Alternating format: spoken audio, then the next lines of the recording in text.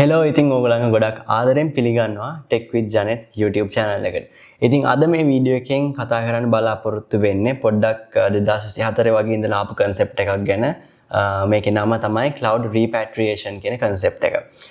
ඉතින් මේක තේරුම් ගන්න ලේසි වෙන්නේ මම පොඩි උදාහරණයක් ගන්නම්. ඉතින් අපි දන්නවා කොරෝනා කාලේ සහ ඊට කලින් ඉඳන්ම ලංකාවේ migrations උනා සෑහෙන වෙන රටවල් වලට මේ ලංකාවේ ඉඳලා ගියා. ඉතින් ඒ කට්ටිය මේ වෙනකොට සමහරක් වෙලාවට හොඳ රස්සාවන් කරන යාන වාහන හොඳට තියෙන ඒ ස්ටේබල් කට්ටිය වෙන්න පුළුවන්. නමුත් ඒ බහුතරය අතරින් ඊටාම සුළු පිරිසක් ඉන්නවා නැවත ලංකාවට ඇවිල්ලා සමහරක් වෙලාවට ඒගොල්ලන්ගේ විශ්‍රාම ජීවිතය ගත කරන්න කැමැත්තෙන් ඉන්න කට්ටිය අර බහුතරය අතරින් ඉන්නවා. ඉතින් මේ cloud repatriation කියන්නේ පොඩ්ඩක් ඒ වගේ concept එකක්. ඉතින් මේක ගැන කෙටියෙන් කියනවා නම් ඉතින් අපි දන්නවා මීට අවුරුදු කිහිපයකට කලින් අවුරුදු 8ක් 10ක් අතර කාලය ඇතුලේ companies සමහරක් අය on premise ඉඳලා ගියා cloud infrastructure වලට. ඉතින් මේකට ගොඩාක් benefits තිබුණා. ඒ ගැන අපි කලින් කතා කරලා තියෙනවා. සහ startup companies වල උනත් ඒගොල්ලන්ට capital investment එකක් කරන්න ඕනේ නැහැ. ඉතින් ගොඩක් දෙනෙක් අදට උනත් ස්ටාර්ට්අප් එකක් වගේ කරනවා නම් කෙලින්ම cloud infrastructure තමයි ඕනම කෙනෙක් පාවිච්චි කරන්නේ. නමුත් මෙතන තියෙන ප්‍රශ්නේ තමයි මේ companies එහෙම නැත්නම් startups මේ වෙනකොට හොඳට revenue හම්බෙන ගොඩක් grow වෙලා තියෙන 10x 12x 15x විතර grow වෙලා තියෙන companies මේ අතර තියෙනවා. ඉතින් ඒගොල්ලෝ දකිනවා පොඩි ප්‍රශ්නයක් මෙතන. ඒක තමයි ඒගොල්ලෝ කොච්චර ඒගොල්ලන්ට sales ආවත් revenue කොච්චර වැඩි වුණත් ප්‍රශ්නේ තමයි ඒගොල්ලෝ ඒකෙන් සමහරක් කම්පනීස් තියෙනවා 150කටත් වඩා වැඩි ප්‍රතිශතයක් මේ cloud vendorටම ආයෙ ගෙවන්න වෙන. ඉතින් මේ sales හම්බුණත් customers ලා වැඩිපුර හම්බුණත් ඒගොල්ලෝගේ කම්පැනි එක කොච්චර ලොකු වුණත් අර ප්‍රතිශතය සමහරක් වෙලාවට 150කටත් වඩා වැඩි. ඉතින් මේක ලොකු ප්‍රශ්නයක් මේ කම්පනීස් වලට. සහ තියෙන අනිත් ප්‍රශ්නේ තමයි ඒගොල්ලන්ට මේ cloud infrastructure වල කිසිම control එකක් නැහැ. ඔයගොල්ලෝ දන්නවා 2025 අවුරුද්දේ මේ massive cloud infrastructure vendors ලගේ ලොකු outages වුණා. පැය දෙක outages වුණා.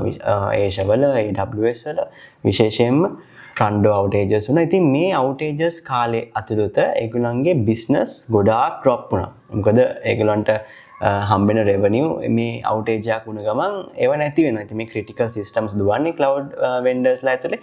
ඉතින් මේක ලොකු ප්‍රශ්නයක් මේ වගේ ලොකු companies වලට. ඉතින් මේ companies මේ විශේෂයෙන්ම මේ FinOps කියලා තියෙන technical role එකක්. ඉතින් මෙයාලා ගොඩාක් analysis කරලා තියෙනවා.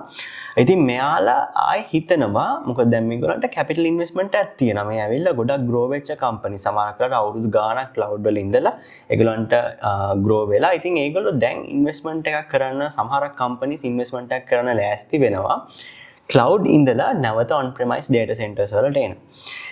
ඉතින් මේක අතරින් Adobe, Dropbox මේ වගේ companies ප්‍රධාන තැනක් ගන්න සහ ඒගොල්ලෝ partially මේ වෙනකොට ඒ කියන්නේ basically hybrid වගේ තමයි දුවන්නේ. ඒගොල්ලන්ගේ resources කිහිපයක් cloud එකේ තියෙනවා, resources කිහිපයක් on premise උත් තියෙනවා.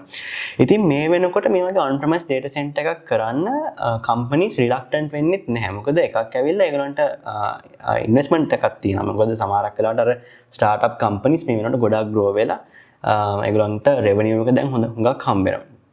සහ මේ වෙනකොට hardware එහෙම ගොඩක් reliable ගොඩක් fast මේ මොකද technology එහෙම සෑහෙන දියුණු වෙලා දිනන ඉස්සර වගේ නෙමෙයි. ඒ වගේම තමයි IT industry එකේ ඒ skill sets තියෙන මිනිස්සු දැන් බහුලව හොයාගන්නත් පුළුවන්. ඉතින් ඒක හින්දා ඒක අර ගොඩක් unique skill set එකක් නෙමෙයි.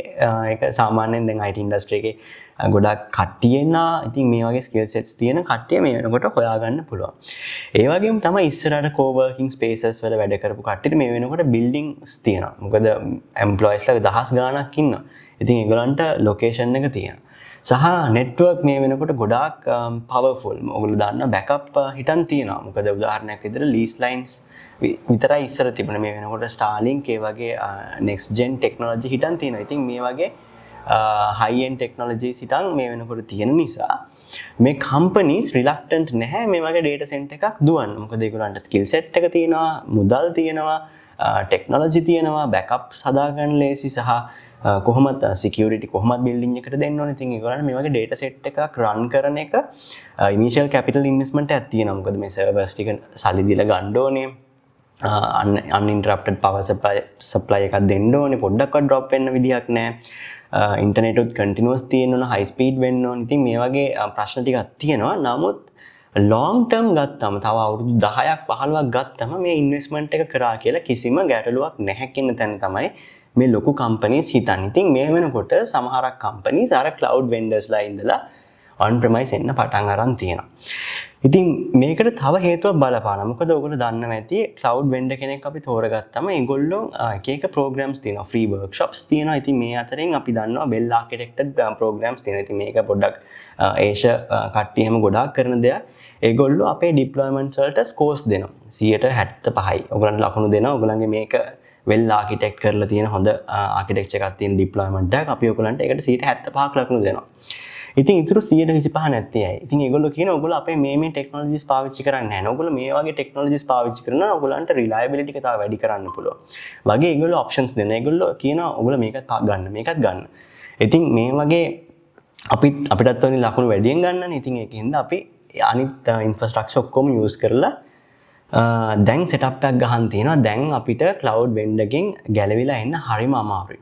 ඉතින් මේකටත් කම්පනීස් ගොඩක් කැමති නැහැ. මොකද එක vendor කෙනෙක් මතම රිලයි වෙනවා කියන්නේ ඒක රිලයබිලිටි එකට ලොකු ප්‍රශ්නයක්. මොකද ලොකු අවුටේජ් එකක් වුණොත් ඒගොල්ලන්ට ඩිප්ලොයිමන්ට් එකවත් ඒගොල්ලන්ගේ සිස්ටම් එකවත් රන් කරගන්න බැරි තත්ත්වයක් උදා වෙනවා. ඉතින් ඒක නිසා ඒගොල්ලෝ ක්‍රමක්‍රමයෙන් ඒගොල්ලන් cloud providersලා මත ඩිපෙන්ඩ් වෙන්නේ නැතුව අපි මේක ටෙක්නිකල් ටර්ම් එක තමයි vendor lock. මේ vendor lock වෙන්නේ නැතුව ඒගොල්ලෝ දැන් native solutions පාවිච්චි කරන්න ගන්නවා. උදාහරණයක් විදිහට ඔයගොල්ලෝ දන්නවා cloud deployment එක run කරන කෙනෙක් නම් logging වලට එහෙම ලොකු මුදලක් ගෙවනවා අපි cloud vendor ට.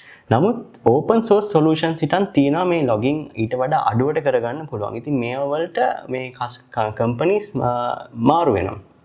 ඉතින් මේක තමයි මේ cloud repatriation කියලා කියන්නේ. ඉතින් මේක ටිකක් අලුත් concept එකක්. නමුත් මේක කරපු companies තියෙනවා. ඉතින් මෙතන එකපාරට මේක කරන්න පුළුවන් දෙයක් නෙමෙයි. ගොඩක් දුරට ගොඩක් companies වලින් ඉස්සලම් කරන්නේ run time එක තමයි on premise ගේන්නේ. මොකද database වගේ දෙයක් පොඩ්ඩක් migrate කරන්න ඒක technically challenging වුණාට ඒක ටිකක් කරන්න පුළුවන් දෙයක්. නමුත් මෙතන legal ප්‍රශ්නකුත් තියෙනවා. සමහරක් customers ලා agreement එක sign කරද්දී කියන මගේ data තියෙන්න පුළුවන් මෙතන විතරයි කියලා. ඉතින් මේ data migration එක technically challenging වුණාට කරන්න පුළුවන් දෙයක් වුණාට කරන්න බැරි දෙයක් වෙලා තියෙනවා. මොකද අර legal background එකත් නිසා. ඉතින් මේ වෙනකොට ගොඩක් companies ඇත්තටම මේ hybrid approach එක තමයි අපේ data center එක ඒගොල්ලන්ගේම office එකේ දුවනවා cloud resources උත් පාවිච්චි කරනවා. එතකොට අර cost එක ගොඩාක් අඩු කරගන්න පුළුවන් long term. ඒක අපි කොච්චර ඔප්ටිමයිස් කරත් වැඩක් නැහැ. මොකද cloud එකක අවුරුදු 10ක් විතර දුවන කම්පැනි එකක් දන්නවා කොහොමද මේක ඔප්ටිමයිස් විදියට දුවන්න ඕනේ කියලා. ඒගොල්ලෝ reservation plans දානවා, function apps දාන්න පුළුවන් තැන් වලට function apps දානවා. ඉතින් මේ වගේ solutions දැම්මත් ඒත් cost එක වැඩි. ඉතින් මේවා අඩු කරන්න නම් මොකද සාමාන්‍යයෙන් cloud vendor කෙනෙක් ඔය support plans එහෙම දෙද්දී ඒක අවුරුද්දෙන් අවුරුද්ද පොඩ වැඩි කරනවා මේ support plan එක. ඉතින් මේක නිසා මේවට massive විදිහට cost එකක් වෙනවා. ඉතින් ඒකට දැන් ගොඩක් companies පටන් අරන් තියෙනවා මේ on premise වලට නැවත එන්න. ඉතින් හොඳ උදාහරණ මම ඔයගොල්ලන්ට කිව්වා. ඉතින් මේ වගේ ගොඩක් දෙනෙක් මේ ගැන රිසර්ච් කරනවා. මොකද data center එකක් හදනවා කියන්නේ චුට්ටක් අමාරු වැඩක්. ඇත්තටම regulations යටතේ කරන්න ඕන දෙයක්, guidance යටතේ කරන්න ඕන දෙයක්. නමුත් මේක කරන්න බැරි දෙයක් නෙමෙයි. මොකද මේ වෙනකොට හැදිලා තියෙන මේ බෑග්ග්‍රවුන්ඩ් එක සම්පූර්ණයෙන්ම හොඳටම තියෙනවා. ඉතින් මේකේ වාසි අවාසි තියෙනවා. ඉතින් ඔයගොල්ලෝ යමක් මේ වීඩියෝ එකෙන් ඉගෙන ගත්තා නම් මේ වීඩියෝ එකට ලයික් එකක් දාන්න. තාම channel එක subscribe කරලා නැත්නම් channel එක subscribe කරන්න. අපි එහෙනම් අදට ගිහින් එන්න. ජය වේවා.